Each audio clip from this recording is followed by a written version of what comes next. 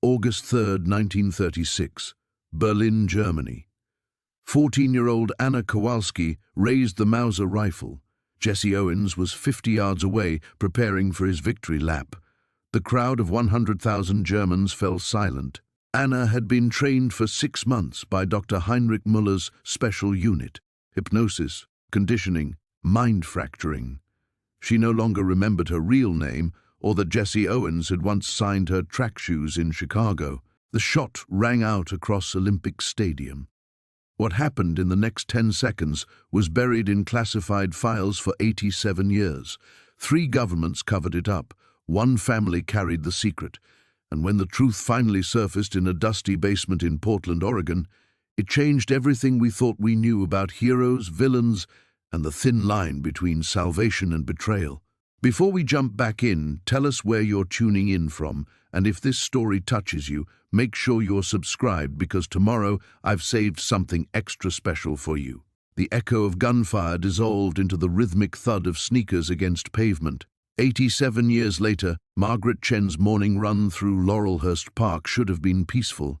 Instead, the nightmare followed her with each labored breath. Anna's finger on the trigger. The crowd's collective gasp. Blood on the Olympic track. Maggie's chest tightened as she pushed past the tennis courts, her 62-year-old body protesting the punishing pace.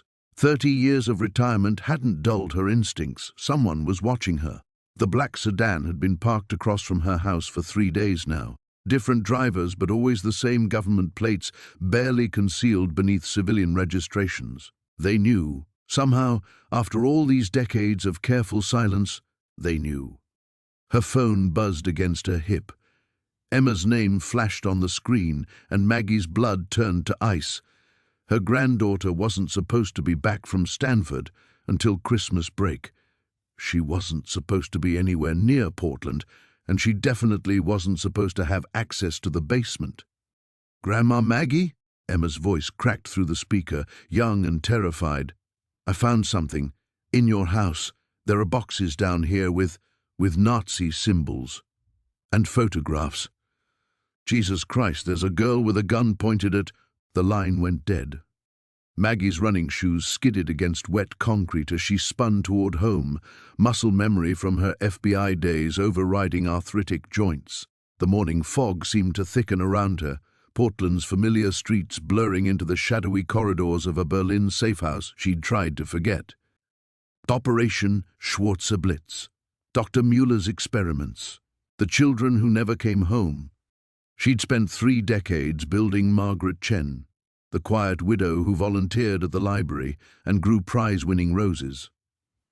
Margaret Chen had no secrets, no classified files hidden behind false walls, no sister who'd been turned into a weapon by Nazi psychologists. Margaret Chen was safe, but Anna Kowalski's sister was not. The black sedan was gone when she reached her street, which somehow made everything worse. Professionals didn't linger after they'd been made. They moved to the next phase of whatever operation had finally caught up with her. Her front door hung open like a mouth screaming silent warnings. Maggie's hand instinctively reached for the Glock she'd carried for 23 years in the bureau, finding only empty air beneath her running jacket. She'd locked that weapon away the day she retired, swearing she'd never need it again. Another lie she'd told herself. The hardwood floors creaked familiar warnings as she moved through her violated home. Furniture overturned, picture frames shattered, her carefully curated life scattered like leaves in a hurricane. But the real damage was downstairs, in the basement she'd sealed with concrete and lies. The false wall had been demolished with professional efficiency. Her filing cabinets lay gutted, their contents spread across the concrete floor like evidence at a crime scene. Decades of documents she should have destroyed but couldn't. Photographs, psychological profiles, and in the center of it all, the one image that had haunted her since 1936. Anna at 14, blonde hair in careful braids, blue eyes empty of recognition, a Mauser rifle steady in hands that should have been holding schoolbooks. Behind her, barely visible in the stadium's shadows, another figure watched, Anna's older sister, sent to stop her by any means necessary. Emma's Stanford sweatshirt lay crumpled beside the photograph. Maggie's phone rang again, but this time the number was blocked. She answered with the steady voice she'd perfected in interrogation rooms. "Miss Chen." The accent was slight, possibly German, definitely educated. "Your granddaughter is quite lovely. Very curious, like her grandmother. Where is she?" "Safe, for now. But we have much to discuss about your family's history.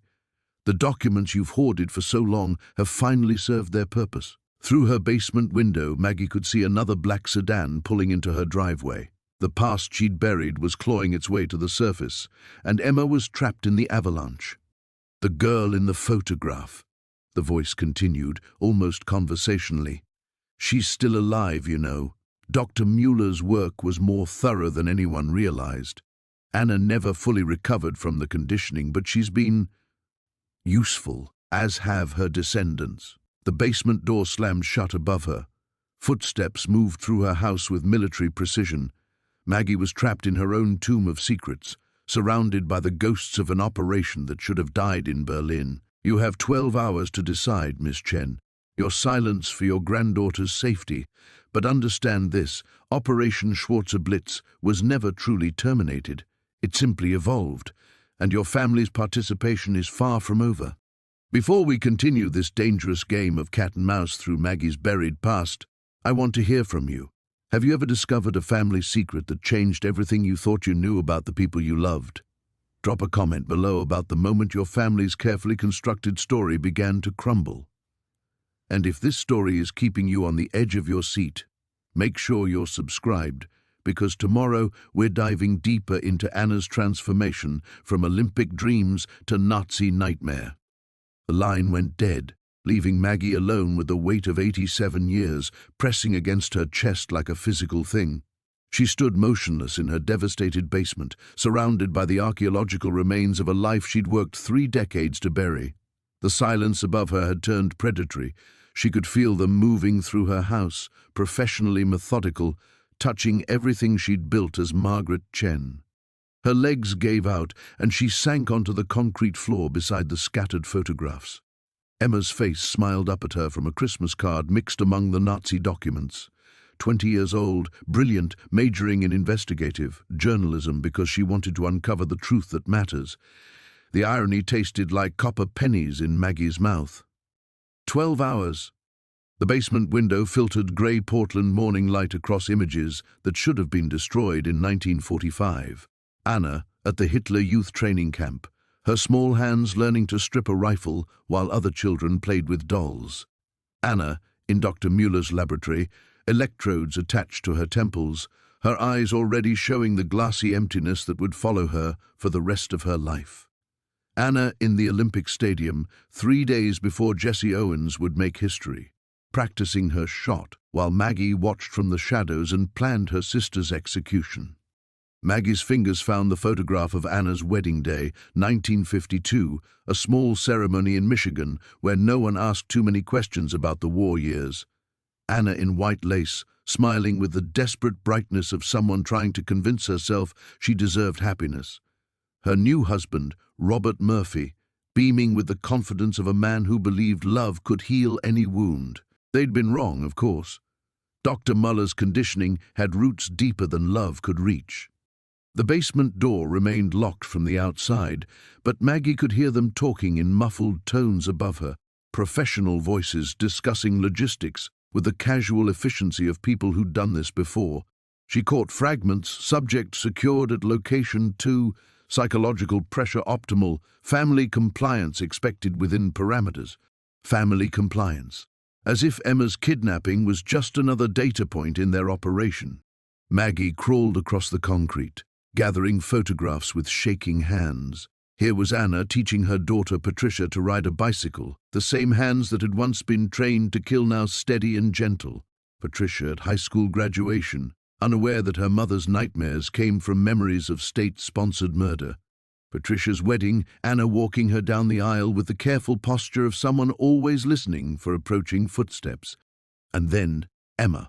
Born when Anna was 61, a late miracle that had given her sister something pure to protect. Emma's first Christmas cradled in Anna's arms, while Maggie watched from the kitchen doorway, seeing her sister's face soft with the kind of love Dr. Muller had tried to burn out of her. Emma's school plays, soccer games, science fairs, all the normal moments Anna had been denied, lived now through her granddaughter's innocent joy. Maggie had moved to Portland to be closer to them, buying this house 3 blocks from Anna's retirement community. They'd had coffee every Tuesday for 8 years, talking about roses and local politics and Emma's achievements at Stanford. Normal conversations between normal sisters, if you didn't look too carefully at the way Anna's hands sometimes trembled when planes flew overhead, or how she flinched whenever someone spoke German within earshot. The footsteps above had stopped. In the unnatural quiet, Maggie could hear her own heartbeat echoing off the concrete walls. She thought of Emma's last phone call 3 weeks ago, excited about a journalism project on hidden World War II histories, the eager curiosity in her voice as she'd asked if Grandma Maggie had any interesting family stories from the war years. Maggie had lied, of course, just like she'd lied every Tuesday over coffee when Anna's eyes went distant and she'd mumble about dreams she couldn't quite remember. Dreams of running through crowds, the weight of metal in her hands, a voice speaking German in her ear while strangers cheered and flags waved in perfect synchronization. The truth was a luxury they'd never been able to afford. Now Emma was paying the price for Maggie's 30 years of careful silence. Somewhere in the city, her brilliant, fearless granddaughter was learning that some family histories were written in blood and buried for good reasons. That the woman who taught her to press flowers and solve crossword puzzles had once been young enough and cold enough to put a bullet in her own sister's head for the greater good. Outside, a car engine started. Through the narrow window, Maggie watched another black sedan pull away from her driveway. They were giving her space to think, confident that love would make her compliant. They understood that threatening Emma was more effective than any physical torture they could devise. They were right. After 30 years of protecting her family from the truth, Maggie would do anything to protect Emma from the consequences of that truth's discovery, even if it meant Operation Schwarzer Blitz would finally claim its last victim. The basement door's lock clicked open with mechanical precision. Maggie's head snapped up from the scattered photographs, her body tensing with muscle memory from decades past. But the footsteps on the stairs weren't heavy boots. They were the careful, measured steps of someone who had learned to move quietly through hostile territory. "Hello, Margaret." The voice hit her like a physical blow, soft, familiar, carrying the faint trace of an accent that 60 years in America had never quite erased. Anna stood at the bottom of the stairs, wearing the same lavender cardigan she'd worn to their Tuesday coffee just a week ago, but everything else about her had changed. Her sister's posture was different, straighter, more controlled.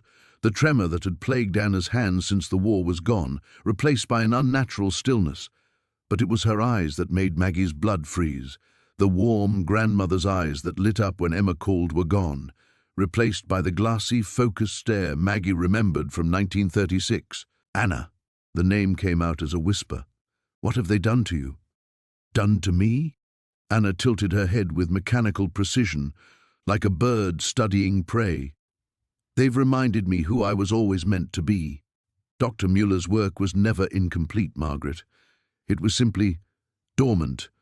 Anna moved deeper into the basement, her steps avoiding the scattered documents with practiced ease.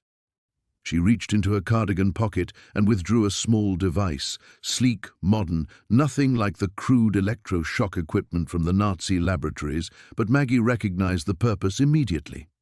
The conditioning triggers were embedded so deeply that even I forgot they existed, Anna continued, her voice carrying the flat, emotionless tone Maggie remembered from their childhood encounters in Berlin. But technology has advanced considerably since 1936. A simple electromagnetic pulse delivered at the correct frequency, and suddenly I remember everything, every lesson, every mission, every purpose Dr. Muller designed me to fulfill. Maggie struggled to her feet, her arthritic joints protesting. "Anna, listen to me. You fought this before. You built a life, had a daughter, became a grandmother. Emma loves you. That's real. That's who you really are. Emma. For just a moment, something flickered behind Anna's eyes. Yes, she's quite special, so curious, so determined to uncover the truth. She gets that from our family, doesn't she, Margaret? The familiar use of her name sounded wrong in that clinical voice. This wasn't her sister. This was the weapon the Nazis had created, wearing Anna's face like a carefully crafted mask. Where is she, Anna? Where's Emma? Safe, for now. Anna moved to the overturned filing cabinet, running her fingers along the metal edge with disturbing tenderness. You know, I always wondered why you moved to Portland. Why you insisted on those Tuesday coffee dates. I thought it was sisterly affection, but it was really surveillance, wasn't it? Making sure the weapon stayed dormant. The accusation hit deeper than Maggie had expected. There was truth in it. She had been watching Anna, alert for any signs that the conditioning might resurface. But it had become more than duty over the years. It had become love, complicated and guilty and real. I was protecting you, Maggie said.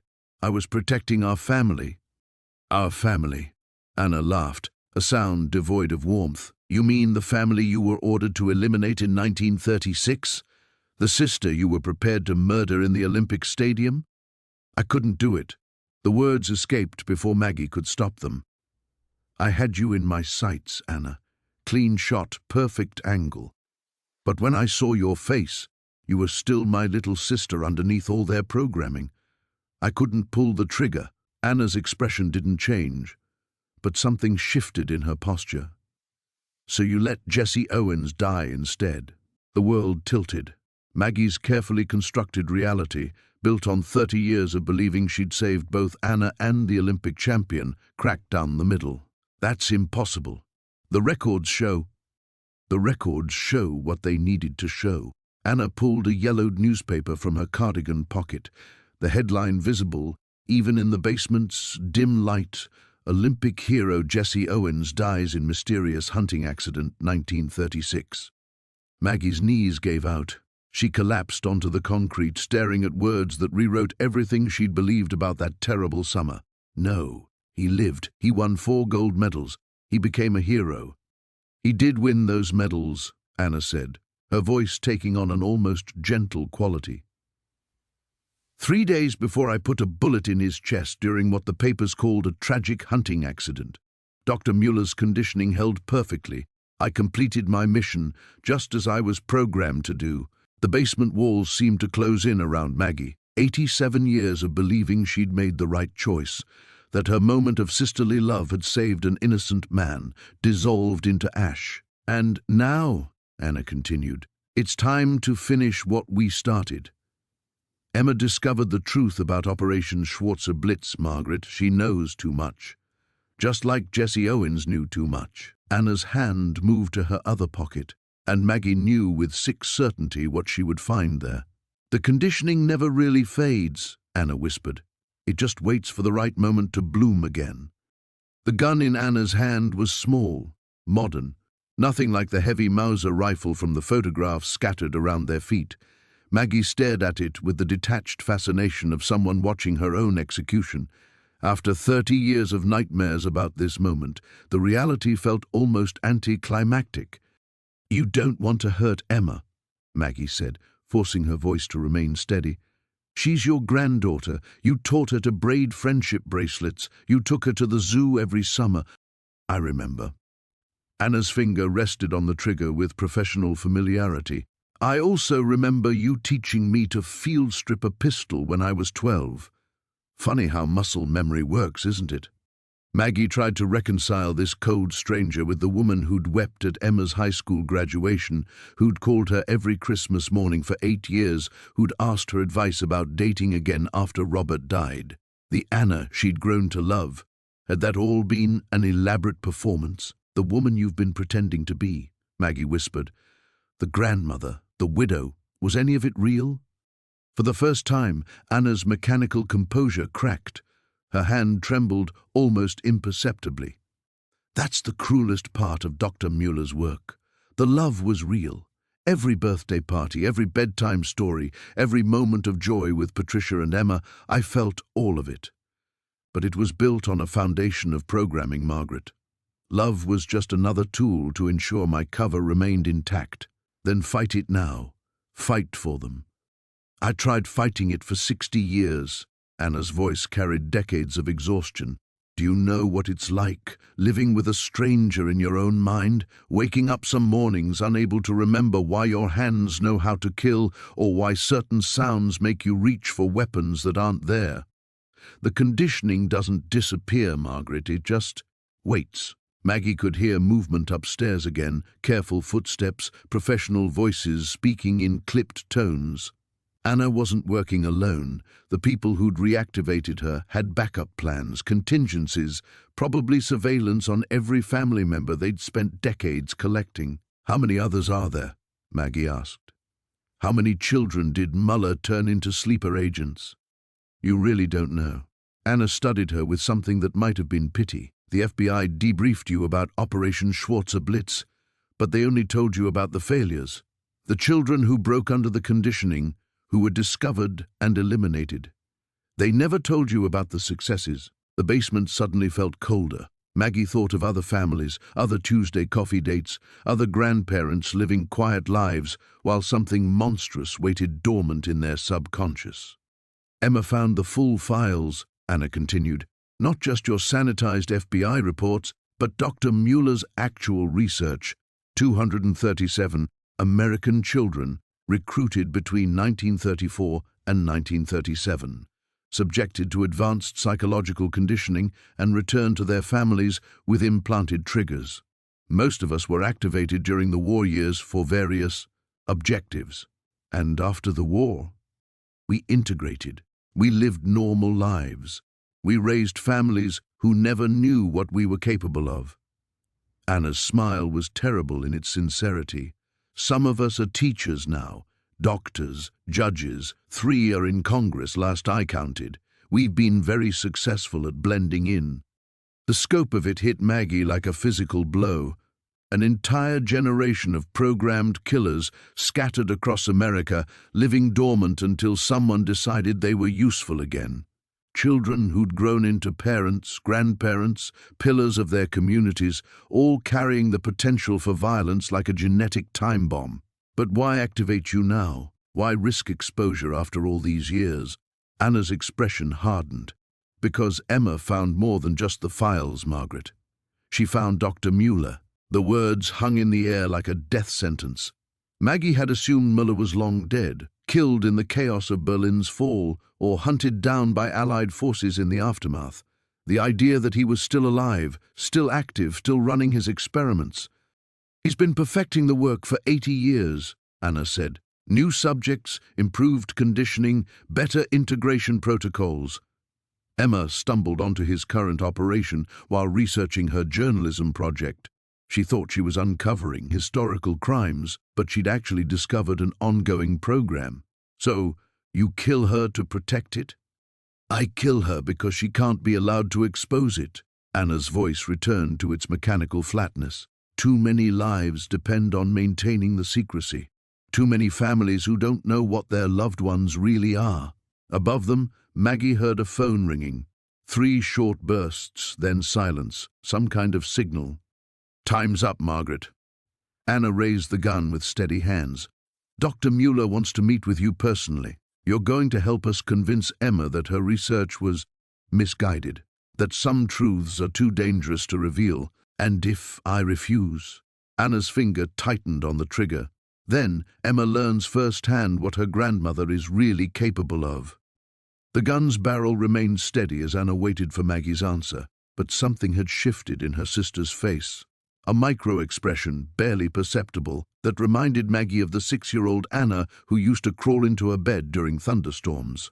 The real Anna was still in there, fighting against 80 years of programming. You won't shoot me, Maggie said quietly. Not yet. Mueller needs me functional for whatever he's planning. Anna's laugh was bitter. Always the analyst. You're right, of course. He has very specific instructions about keeping you intact. She lowered the weapon slightly. But Emma doesn't have the same protection.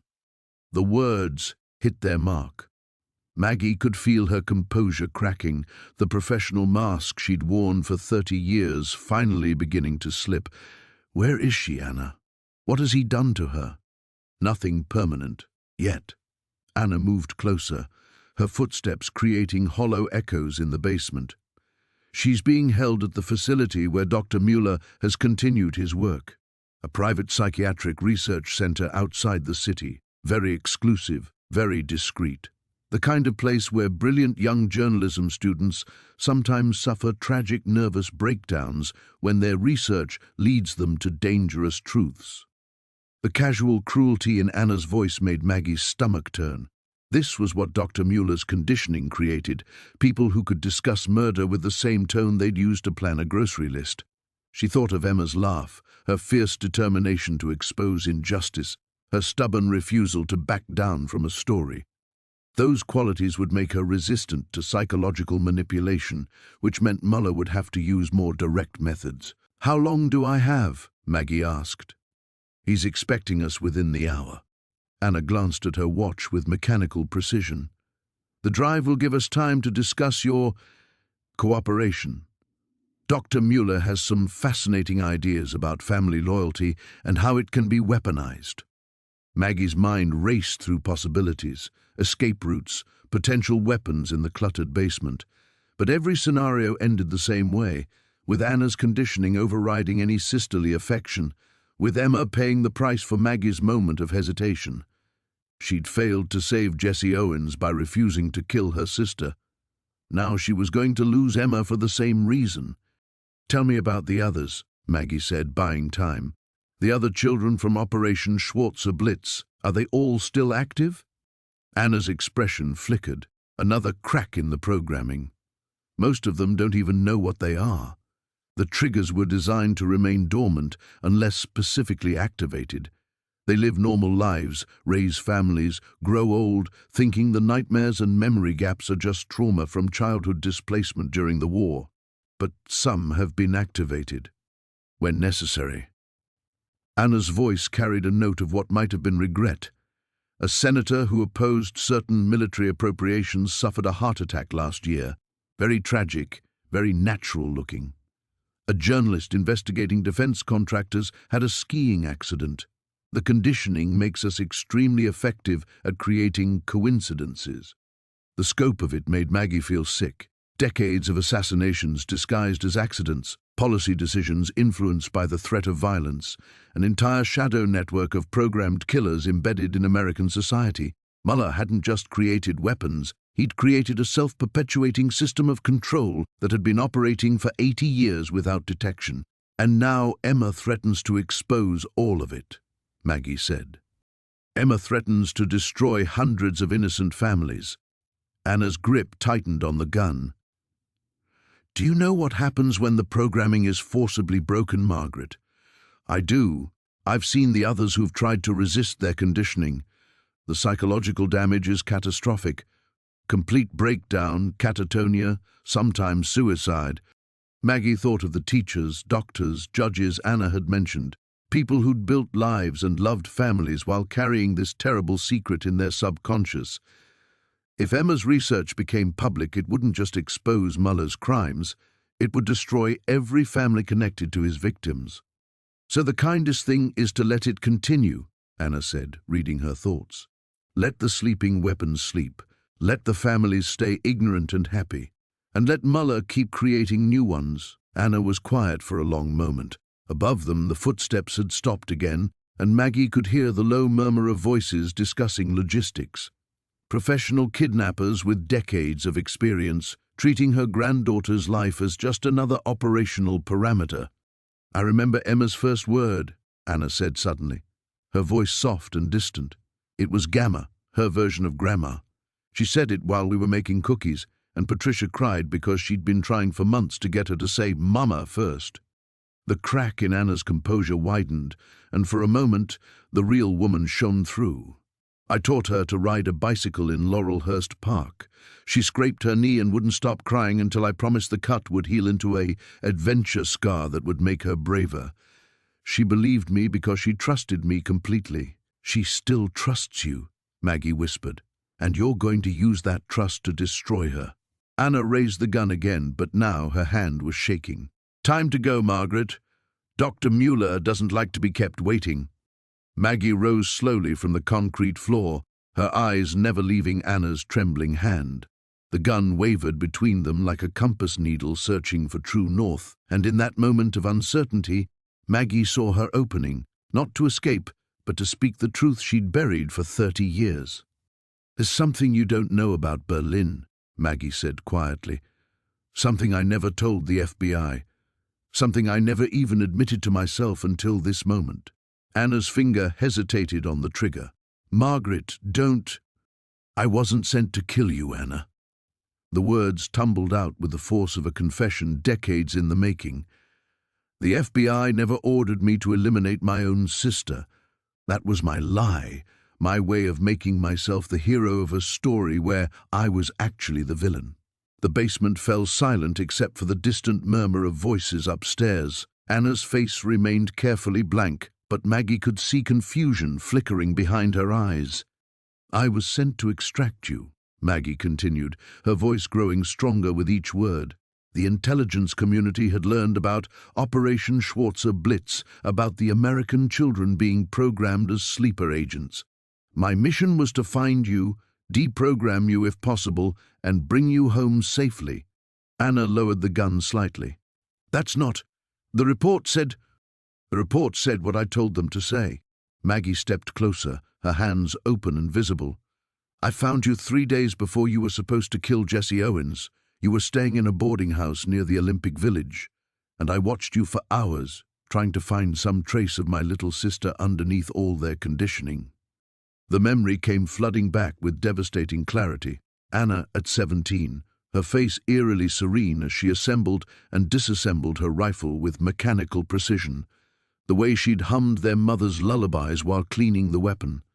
The complete absence of recognition when Maggie had finally approached her. "I tried everything," Maggie whispered. "Childhood memories, family photographs, even the song you used to sing when you were scared. Nothing worked. You looked at me like I was a stranger, and when I told you I was your sister, you asked if I was part of your mission parameters." Anna's composed mask was cracking, genuine emotion bleeding through. "I don't remember—" "Because they erased us. They erased your entire life before the conditioning, replaced it with objectives and targets and an unshakable belief that killing Jesse Owens was the most important thing you could do." Maggie's voice broke. "And I let you do it." The gun clattered to the floor as Anna staggered backward, her carefully maintained programming finally beginning to fracture. No, I completed the mission successfully. Dr. Mueller praised my work. Dr. Mueller praised your work because I handed you back to him." The truth felt like poison in Maggie's mouth. "I could have taken you home, Anna. I had extraction protocols, safe houses, deprogramming specialists waiting in London, but I was 23 years old and terrified, and when you didn't remember me, I convinced myself that my sister was already dead." The revelation hung between them like a physical force. Anna's face cycled through confusion, horror, and something that might have been relief as decades of buried memories began to surface. "You gave me back to them," Anna said, her voice hollow with understanding. "You saved yourself and sacrificed Jesse Owens." "I told myself I was being pragmatic," Maggie continued, the words coming faster now, 30 years of suppressed guilt finally finding its voice. One life versus potentially hundreds if other sleeper agents were activated. But the truth is, I was a coward. I couldn't face bringing home a sister who didn't know me, so I let the Nazis keep their weapon. Anna sank onto an overturned crate, her hands shaking as fragments of memory began to coalesce. The debriefing after the assassination, Dr. Mueller was so pleased. He said I was his greatest success, that I'd proven the conditioning was permanent and unbreakable. She looked up at Maggie with dawning horror. "He used me as a prototype for all the others, didn't he?" "Every sleeper agent created after 1936 was built on the model of your successful conditioning," Maggie confirmed. "The teachers, the doctors, the judges, they're all variations on what Dr. Mueller perfected with you." The sound of footsteps on the basement stairs interrupted them. Anna's training reasserted itself as she grabbed the gun, but her hand was shaking so violently she could barely hold it. "He's been controlling us for 80 years, Anna whispered, her programmed composure finally shattering completely. "Using our love for each other, for our families, as just another form of conditioning." A man's voice called down from the top of the stairs, crisp and authoritative. "Miss Chen, we're behind schedule. Dr. Mueller is waiting." Anna looked at the gun in her hands, then at Maggie, then at the scattered documents that had started this whole nightmare. "Emma was right to dig into this," she said quietly. "She was right to want the truth exposed, even if it destroys you." Anna's smile was heartbreaking in its sudden clarity. Especially then. The footsteps on the basement stairs grew louder, deliberate and measured. Anna's grip on the gun tightened, but instead of raising it toward Maggie, she turned toward the stairwell, her decades of training warring with her fragmenting programming. "Miss Chen," the voice called again, closer now. "Dr. Mueller has very specific expectations about punctuality." Anna's face cycled through micro-expressions, confusion, rage, a flicker of something that might have been hope. "He always said my greatest strength was my predictability," she whispered to Maggie. "But he never accounted for you telling me the truth." Maggie could see the cracks spreading through her sister's conditioning like fractures in ice.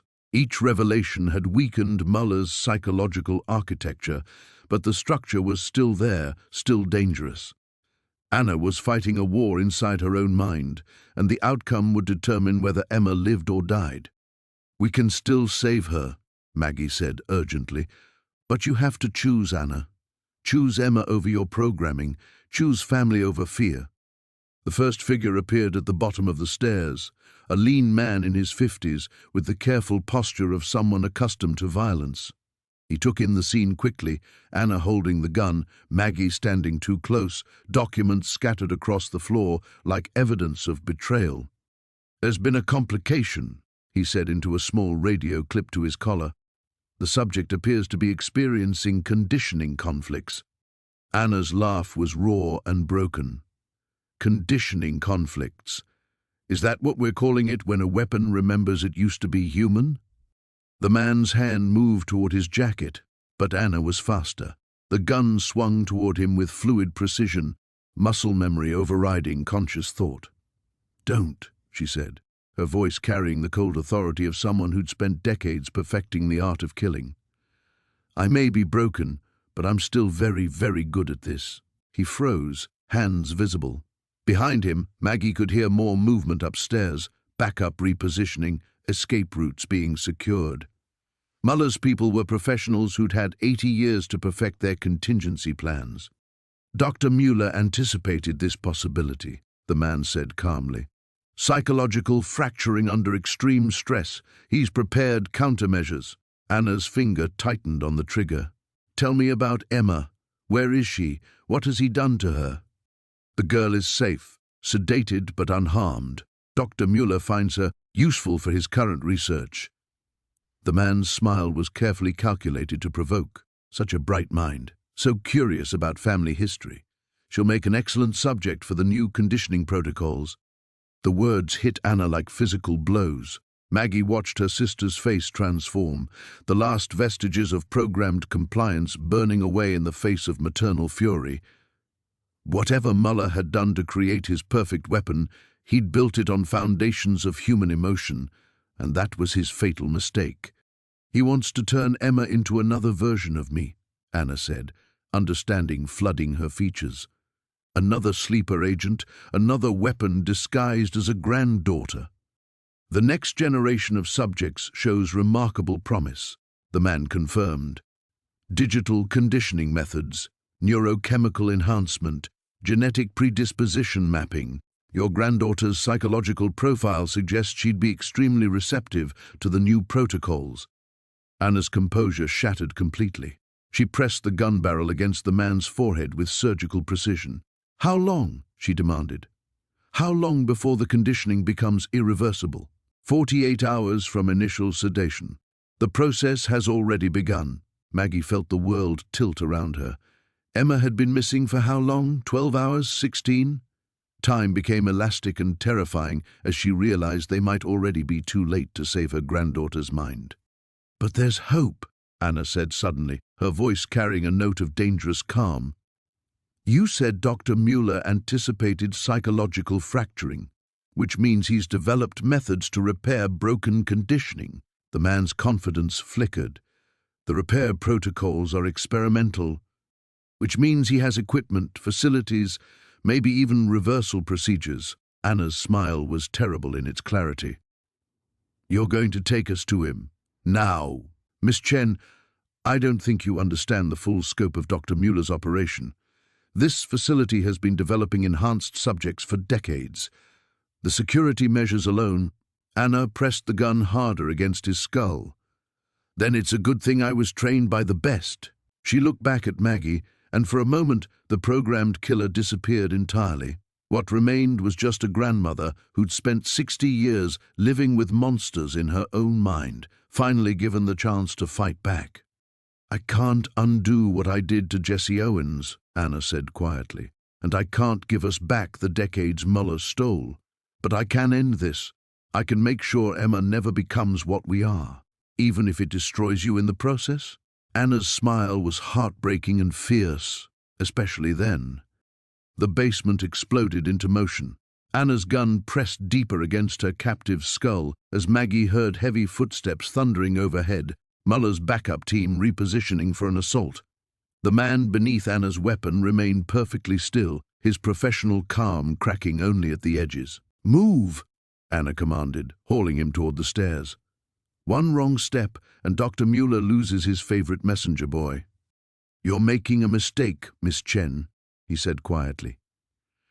"Even if you reach the facility, even if you find the girl, you can't fight 80 years of conditioning with good intentions." Anna's voice carried the weight of absolute certainty. "Watch me." They climbed toward the basement door in a tight formation, Anna keeping her human shield between them and whatever waited above. Maggie's heart hammered against her ribs as she realized they were walking into a trap that had been decades in the making. Mueller hadn't sent his people to capture her and Anna. He'd sent them to complete the operation that had begun in 1936 Berlin. The basement door swung open to reveal her ransacked living room. Furniture overturned, photographs scattered, Emma's research notes torn and scattered like confetti. 3 more men waited in tactical positions, weapons drawn but not aimed. They couldn't risk hitting their colleague. "Dr. Mueller wants them alive," one called out. "Both subjects are required for the final phase." Anna's laugh was knife-sharp. "Subjects? Is that what we are now? Not weapons, not assets, just experimental material for the next iteration?"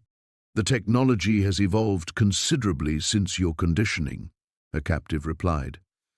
"Modern subjects retain more cognitive flexibility while maintaining absolute loyalty.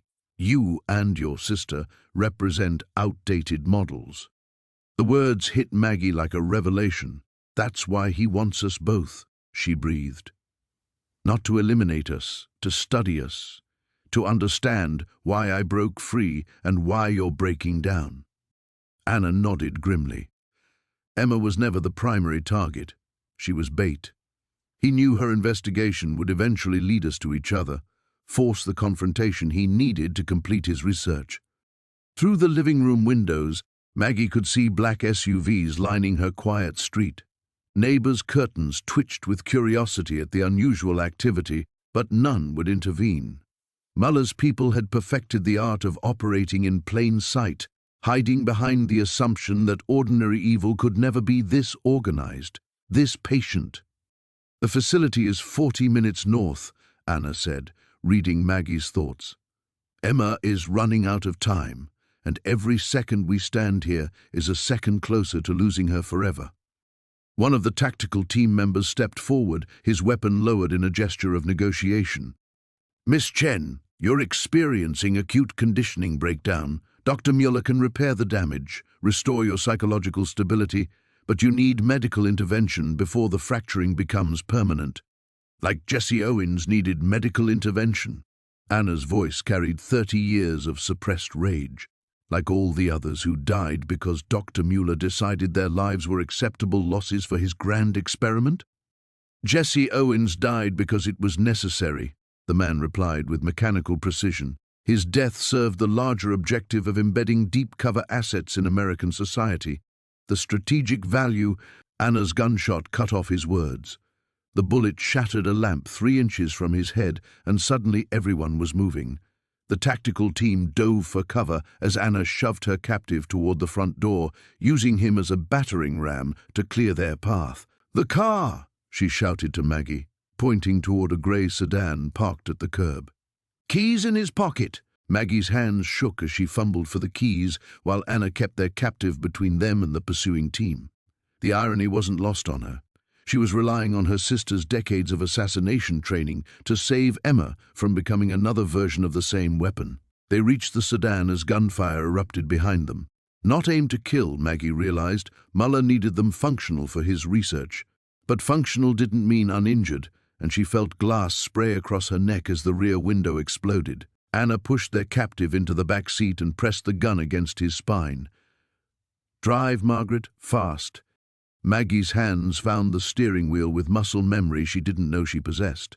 As they pulled away from her destroyed home, she caught a glimpse of her neighbors watching from their windows, ordinary people witnessing the collision of past and present, never realizing they were seeing the endgame of a war that had been raging in shadows for 80 years. "He's going to kill Emma once he has what he needs from us," Anna said quietly, her programming finally fragmenting beyond repair. "You know that, right? She knows too much, she's too stubborn to be conditioned, and she represents a loose end he can't afford. Then we make sure he doesn't get what he needs," Maggie replied, pressing the accelerator harder. Behind them, the pursuit vehicles were already forming up, but for the first time in 30 years, Maggie felt something she'd forgotten existed. Hope. Anna was broken, maybe irreparably, but she was finally free. And sometimes, Maggie thought, freedom was just another word for dangerous. The research facility sat 40 miles north of civilization, a concrete monument to methodical evil that had operated in plain sight for decades. Maggie killed the engine as they reached the perimeter, her hands steadier than they'd been in 30 years. Behind them, the pursuit vehicles had fallen back. Muller wanted this confrontation to happen on his terms, in his domain. "Emma's in there," Anna whispered, staring at the building where her granddaughter was slowly being transformed into the same kind of weapon she'd been.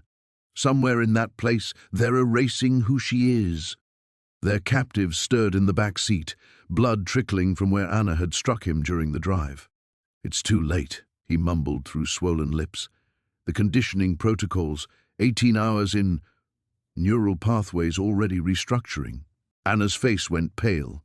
18 hours. They'd been chasing shadows while Emma's mind was systematically dismantled and rebuilt according to Muller's specifications. The building's entrance opened, and Dr. Mueller himself emerged, older now, white-haired and fragile-looking, but his eyes still carried the same cold calculation Maggie remembered from classified photographs. He walked toward their car with the confidence of a man who'd spent 8 decades orchestrating other people's destructions.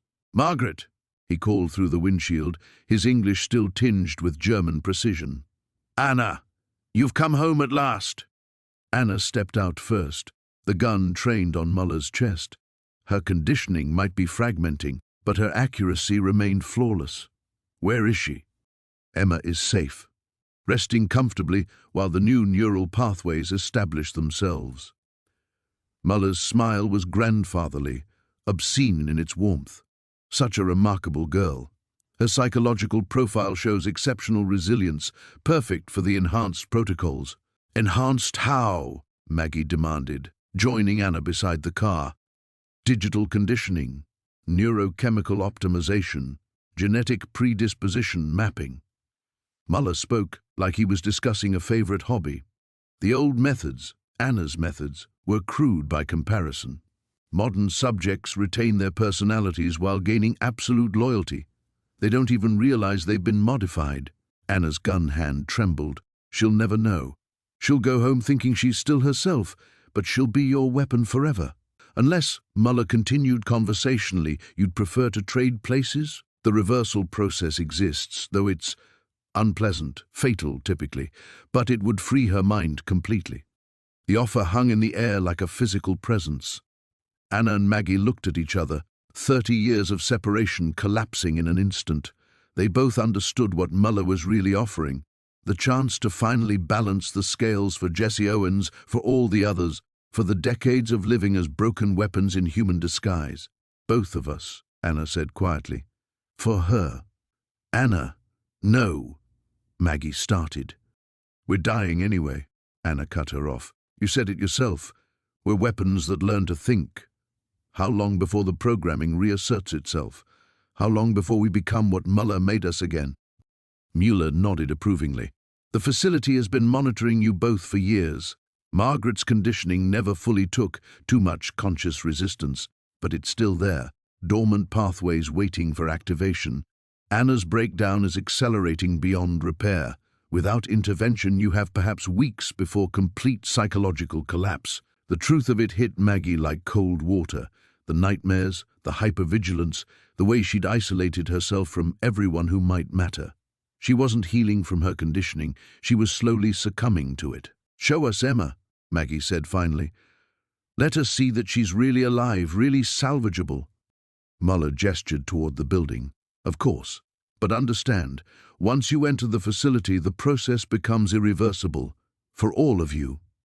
They walked through corridors lined with photographs. American politicians, business leaders, judges, all smiling the same empty smile that Maggie now recognized as conditioning artifacts.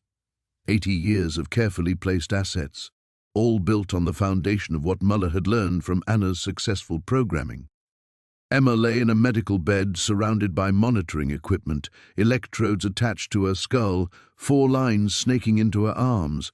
But she was breathing, and when Maggie touched her hand, Emma's eyes fluttered open with a spark of recognition that meant her granddaughter was still in there, still fighting. "Grandma," Emma whispered, her voice thick from sedation. "I found them. The documents. Jesse Owens." "I know, sweetheart," Maggie said, tears streaming down her face.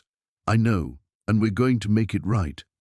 Anna stepped up to the other side of the bed, her gun now aimed at the conditioning equipment instead of Muller. "How do we reverse it?" "Simple," Mueller replied, producing a syringe filled with clear liquid. "The same neurochemical process that created the pathways can destroy them, but the brain can't distinguish between artificial and natural neural networks. It destroys everything." Anna took the syringe without hesitation. Maggie grabbed her sister's wrist, but Anna's smile was peaceful for the first time in decades. "Some weapons choose their own targets," Anna said softly, and pressed the needle into her own neck.